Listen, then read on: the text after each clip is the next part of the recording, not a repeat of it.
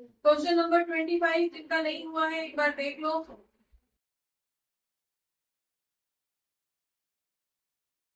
जिनका हो गया है वो आगे अपने क्वेश्चन कर सकते हैं। क्वेश्चन नंबर 25, पिंकी और रॉकी।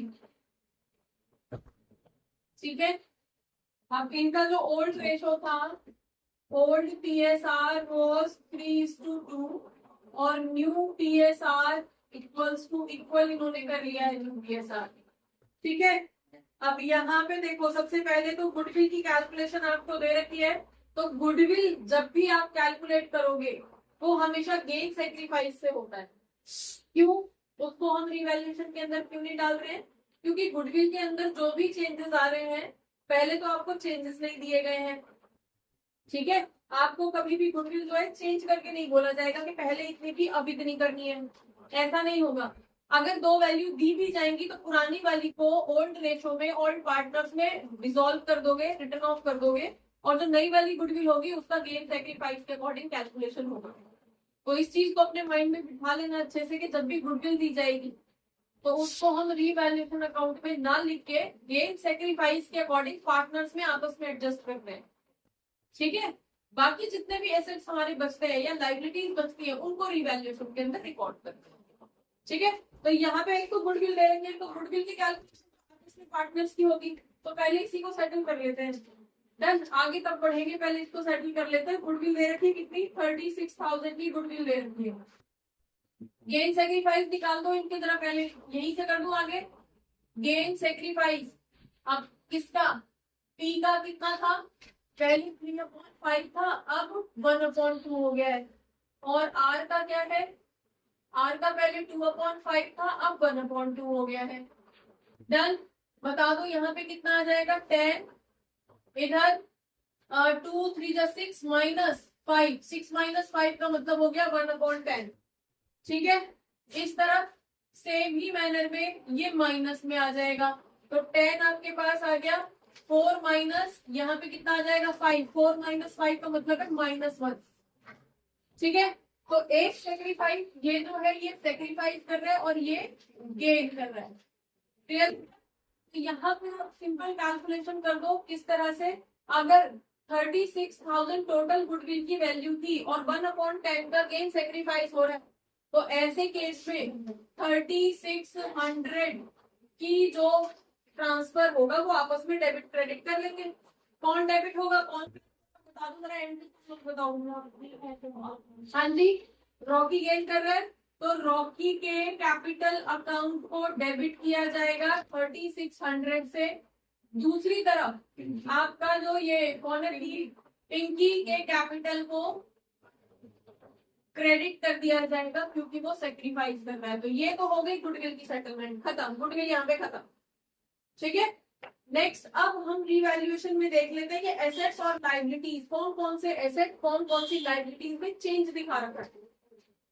तो यहाँ पे आपकी मशीनरी, बिल्डिंग और दूसरी तरफ क्रेडिटर्स दिखा रखे हैं, बैलेंस शीट जो दे रखी है। यहाँ पे आपकी बिल्डिंग में चेंज दिखा रखा है 90,000 का, बस इसके अलावा और कोई चेंज नहीं है। और कोई बिल्डिंग और किसी इसमें है ही नहीं। Fine, now pass the necessary accounting entries without affecting the existing figure. Again sentence वही आ गया जो कल हमने किया था ना, उसके अंदर भी यही था कि आपको जो एग्जिस्टिंग वैल्यूज है उनमें छेड़छाड़ नहीं करनी है, इमीडिएट नहीं करनी है। तो अगेन जो भी बिल्डिंग में वैल्यूएशन में जो भी चेंज आ रहा है उसको भी गेन सेक्रीफाइस से ही सेटल करोगे। समझ में आ गया?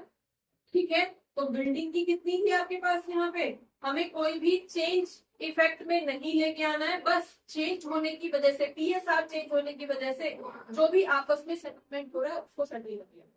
तो आपके पास यहाँ पे कितना हो जाएगा? अगेन गेन सेक्रीफाइस कितने का हो रहा है? सिर्फ 1/10 का गेन सेक्रीफाइस हो रहा है। तो बिल्डिंग में भी जो चेंज आ रहा है, चेंज में गेन सेक्रीफाइस आ जाएगा ना, तो हम बिल्डिंग की एंट्री कर देते हैं। तो बिल्डिंग का भी सिर्फ जनरल एंट्री पूछी है, तो बिल्डिंग में भी कितना हो जाएगा? चेंज आ रहा है हमारा, ये ध्यान रखना कि चेंज को करेंगे। पुराना तो जो जिसके हिस्से में था, अब जो चेंज आ रहा है सेक्रीफाइस हो रहा है। और चेंज कितना आ रहा है यहाँ पे? हाँ जी, कितना था? पहले 72 था, कितना था?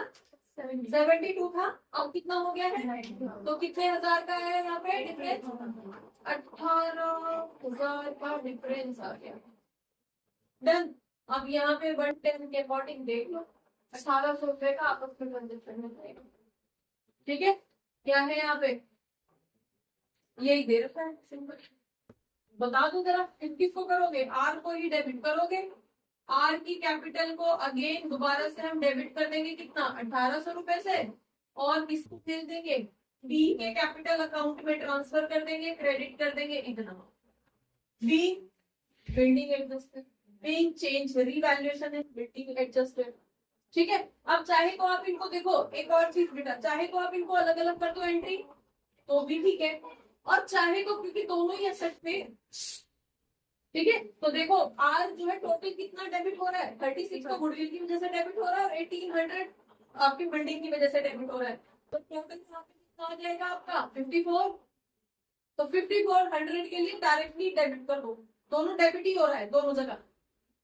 ठीक है, तो सीधे एक एंट्री हम कंबाइंड एंट्री ये भी कर सकते थे कि आर के कैपिटल को हम डायरेक्टली 5400 से डेबिट कर रहे हैं, और पूरा का पूरा 5400 जो है वो हम पी के अकाउंट में ट्रांसफर कर रहे हैं। तो ये भी करेक्ट है, दोनों वे में आप चाहे जैसे लिख सकते हो। पॉइंट इज कॉन्सेप्ट समझो।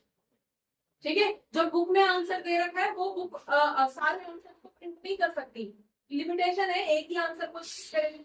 इसका ये मतलब नहीं है कि तुमने अगर ये निकाल लिया तो ये गलत हो जाएगा, या आंसर ये दे रखा है तुम्हारा ये निकल कर ये गलत है, नहीं।